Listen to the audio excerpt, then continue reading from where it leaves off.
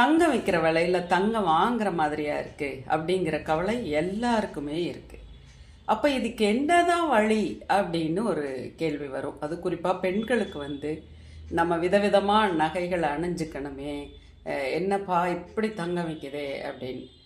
உடனே சிவபெருமான்கிட்ட போய் எல்லாரும் முறையிட்டாங்க. சிவபெருமான் சொன்னார், இங்கே பாருங்கப்பா, நான் உமையவளுக்கு சொன்னது தான் உங்களுக்கும் சொல்கிறேன், கேட்டுக்கோங்க. ரொம்ப சிம்பிள். நான் செய்கிற மாதிரி நீங்களும் செஞ்சுக்கிட்டீங்கன்னு வச்சுக்கோங்களேன், என்ன ஆயிரும் அப்படின்னா தங்கத்தை பற்றின கவலையே உங்களுக்கு இருக்காது அப்படின்னு. அப்படியா, என்னப்பா நீ செஞ்ச சொல்லு பார்க்கலாம் அப்படின்னா, ரொம்ப சிம்பிள். நான் என்ன தெரியுமா, பாம்பினை நான் மாலையாக அணிஞ்சிக்கிட்டேன். படம் எடுக்கிற பாம்பை மாலையாக அணிஞ்சிக்கிட்டேன். அடுத்தது குட்டி பாம்பு எடுத்து காதில் ஜிமிக்கியாக போட்டுக்கிட்டேன்.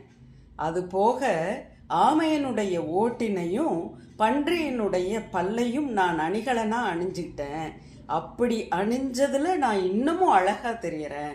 அதனால் இதெல்லாம் பெண்களும் கடைப்பிடிச்சிங்கன்னா நல்லதுன்னு நான் உமையவளுக்கு சொல்லியிருக்கேன். அதே தான் உங்களுக்கும் சொல்கிறேன். பொண்ணுக்கு நிறைய பெயர் உண்டு.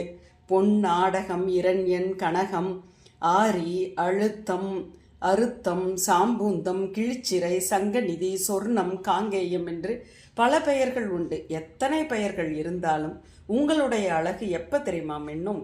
உங்களுடைய முகத்தில் நல்ல அழகு வரணும்னா மனசில் தெளிவு இருக்கணும். இந்த தெளிவு இருக்கணும்னா நான் சொல்கிறத கேளுங்க அப்படின்னு சொல்கிறாரு சிவபெருமான். அந்த பாட்டு என்ன தெரியுங்களா? திருமறை தான் அது.